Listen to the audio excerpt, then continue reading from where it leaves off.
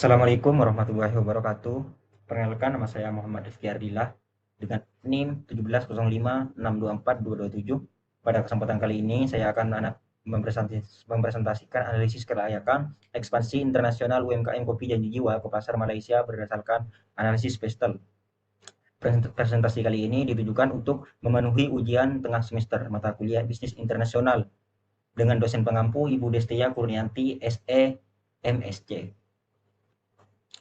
Kopi Janji Jiwa merupakan salah satu UMKM di Indonesia yang bergerak di bidang makanan dan minuman atau F&B, khususnya pada industri minuman kopi modern. Perusahaan ini didirikan oleh Bapak Billy Kurniawan pada tahun 2018 di kota Jakarta. Sejak pertama kali didirikan, Kopi Janji Jiwa berdiri dengan konsep toko kopi modern yang menyajikan minuman kopi berkualitas dengan harga yang cukup terjangkau untuk masyarakat Indonesia. Selanjutnya, itu deskripsi produk dan unique selling proposition. Yang pertama, minuman kopi modern berbasis espresso. Kopi Janji Jiwa adalah minuman kopi modern berbasis espresso dengan berbagai rasa yang disesuaikan dengan preferensi pelanggan Indonesia. Yang kedua, produk unggulan. Nah, produk unggulan dari Kopi Janji Jiwa itu ada kopi susu gula aren, di mana produk ini paling populer di perusahaan karena menggabungkan cita rasa kopi dan gula aren yang memiliki rasa manis khas Indonesia. Terus selanjutnya itu penggunaan kopi lokal. Perusahaan menggunakan biji kopi lokal Indonesia yang berasal dari berbagai daerah hasil kopi. Penggunaan bahan baku lokal membantu industri kopi nasional dan memberikan identitas Indonesia pada produk yang dijual. Terus selanjutnya itu produk kopi modern dengan harga terjangkau.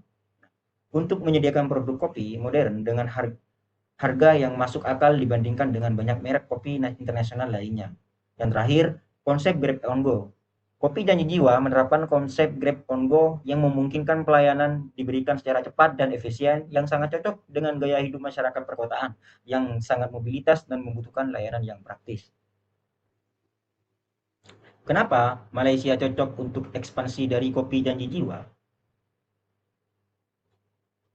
Karena Malaysia memiliki budaya yang hampir mirip dengan Indonesia.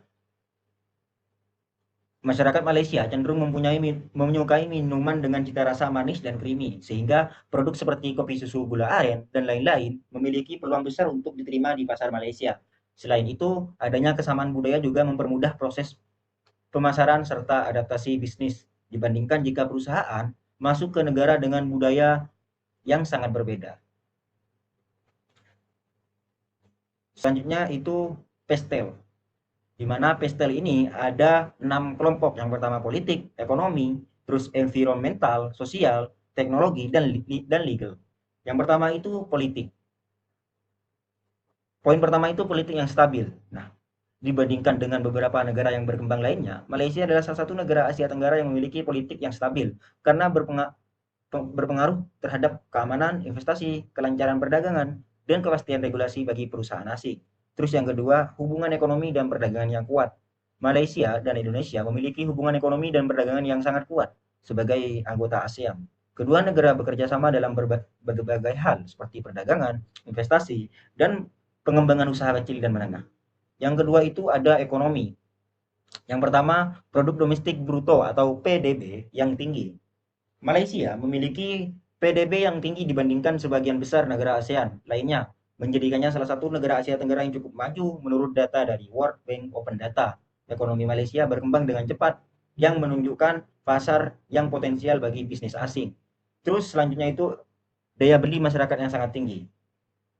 Konsumen Malaysia memiliki daya beli yang cukup untuk membeli makanan dan minuman modern, termasuk kopi, terutama di kawasan perkotaan seperti Kuala Lumpur, Selangor, dan Penang. Yang terakhir itu infrastruktur ekonomi yang kuat. Infrastruktur ekonomi Malaysia itu terbilang sangat kuat, mendorong pertumbuhan perdagangan dan industri jasa. Perusahaan asing dapat menggunakan hal ini untuk mempercepat pengiriman barang dan pengembangan bisnis.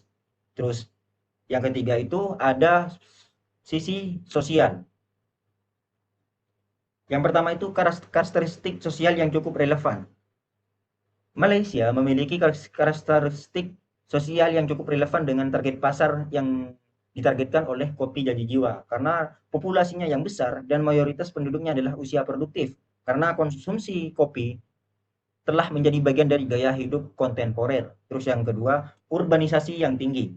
Tingkat urbanisasi di Malaysia itu terbilang tinggi. Kota-kota besar seperti Kuala Lumpur dan Johor Bahru memiliki budaya konsumsi modern yang banyak aktivitas sosial di coffee shop.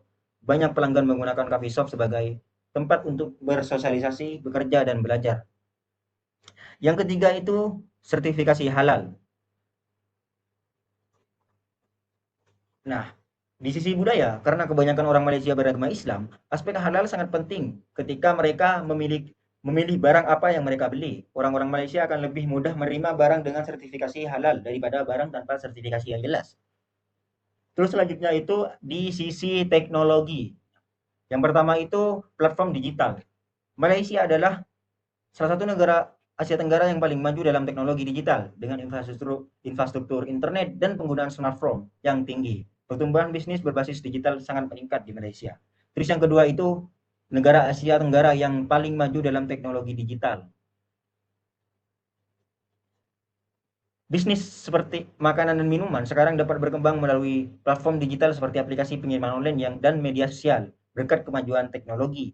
Di Malaysia, platform yang sering dipakai itu ada GrabFood, terus Foodpanda, dan Shopee Food.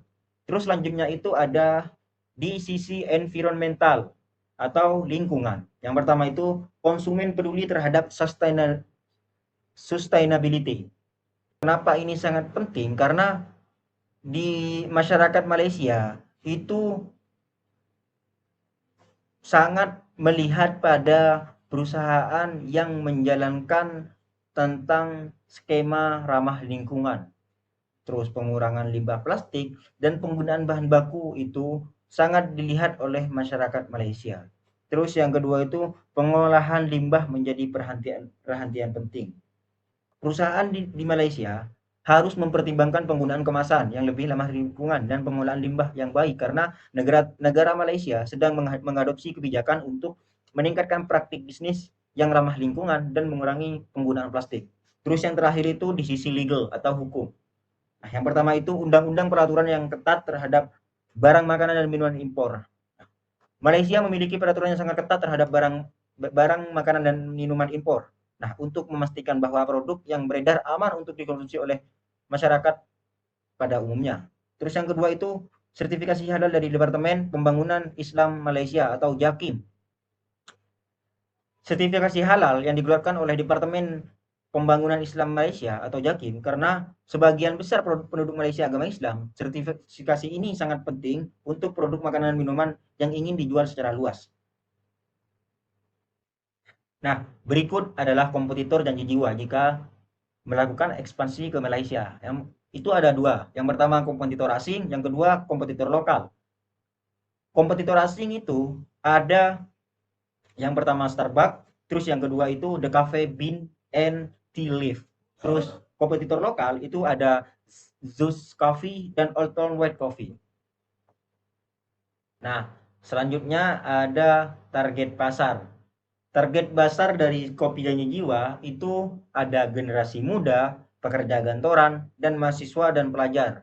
Sedangkan tren konsumsi dan perilaku konsumen itu yang pertama itu kualitas rasa, terus harga produk, desain kemasan, gaya merek, terus kemudahan akses online, dan kecepatan pelayanan. Itu sangat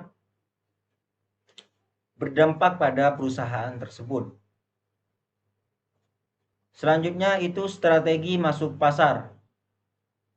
Nah, yang pertama itu ada ekspor tidak langsung melalui distributor atau mitra lokal. Terus yang kedua itu ada e-commerce, cross border. Terus yang ketiga ada pengembangan sistem franchise secara bertahap. Nah, untuk bisnis yang ingin mengembangkan bisnis di luar negeri dengan risiko yang lebih terkontrol, kombinasi strategi ini dianggap paling masuk akal dan efektif agar perusahaan tersebut bisa berkembang di negara tersebut. Terus yang selanjutnya itu strategi harga dan distribusi. Harga, kopi janji strategi harga itu bisa mengambil 5 poin. Yang pertama, lebih terjangkau dibanding coffee shop premium internasional. Terus yang kedua, tetap mencerminkan kualitas produk yang baik. Yang ketiga, bisa menggunakan strategi harga promo bundling. Terus yang selanjutnya itu bisa menggunakan strategi diskon pembelian online. Terus yang terakhir itu loyalty program digital.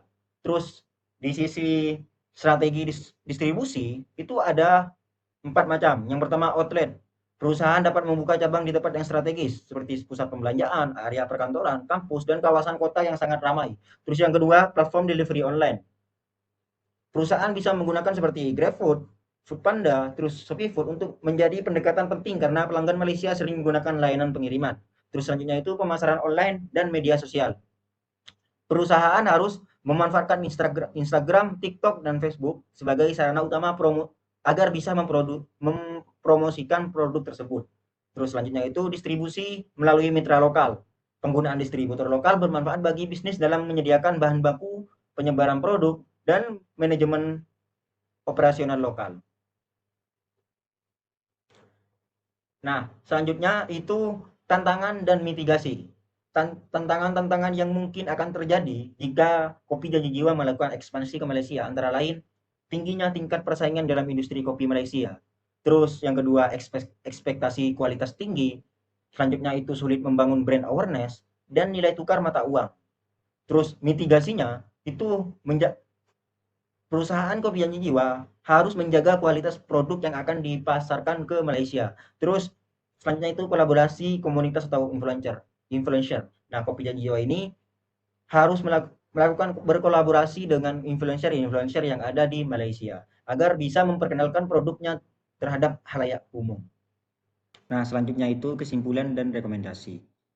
Kesimpulan yang pertama itu Kopi Janji Jiwa itu layak untuk melakukan ekspansi ke negara Malaysia karena beberapa hal yang sudah dijelaskan di atas. Terus yang kedua, produk sesuai dengan pasar Malaysia. Terus yang ketiga itu Malaysia dianggap memiliki situasi yang cukup memadai untuk pertumbuhan bisnis kedai kopi kontemporer. Terus selanjutnya itu persamaan budaya antara Indonesia dan Malaysia menjadi salah satu keuntungan utama dalam proses ekspansi bisnis Kopi Janji Jiwa ini. Terus rekomendasinya, yang pertama itu melakukan riset pasar yang lebih mendalam mengenai perilaku konsumen di Malaysia. Terus agar ekspansi internasional ini bisa berjalan dengan sukses, Kopi Janji Jiwa harus menjalani beberapa strategi dan riset yang lebih mendalam lagi mengenai perilaku konsumen di Malaysia. Terus yang kedua itu memastikan bahwa semua produknya mematuhi peraturan. Dan terakhir itu memperkuat sistem operasional dan mengendalikan mutu agar kualitas produk tetap seragam di semua outlet internasional.